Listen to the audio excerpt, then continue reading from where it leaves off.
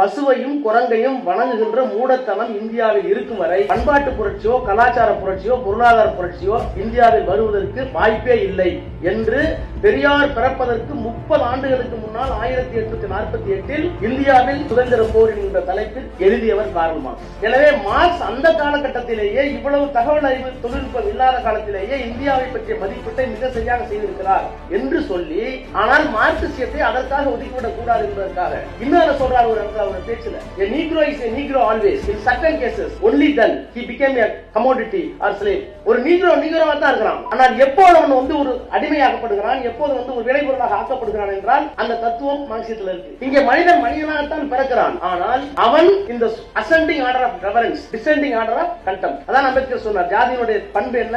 ரெண்டே வார்த்தை அம்பேத்கர் சொன்னார். ascending order of reverence, descending order of contempt, graded inequality. சாதி எப்படி வைக்கப்பட்டிருக்கிறது என்றால் graded inequality. எனக்கு கீழே ஒருத்தன், எனக்கு கீழே ஒருத்தன், எனக்கு கீழே ஒருத்தன், எனக்கு கீழே ஒருத்தன். எனக்கு மேலே இருக்கிறத பற்றி நான் கவலைப்படவில்லை, ஆனால் எனக்கு கீழே ஒருவன் இருந்தால் எனக்கு சௌரியமா இருக்கு. எனக்கு மேலே பற்றி எனக்கு கவலை இல்லை, அவனால் ஏற்படுற இழிவு எனக்கு கவலை இல்லை. அவர் என்ன சொல்றாருன்னா, Hindu religion is nothing but a assortment of caste. If you remain the caste, the religion will not survive. Ambedkar சொன்ன அப்படி சொல்றார். இந்து மதம் என்பது சாதிகளின் தொகுப்பு. அந்த சாதிகளை எடுத்து விட்டால் இந்து மதம் இருக்காது.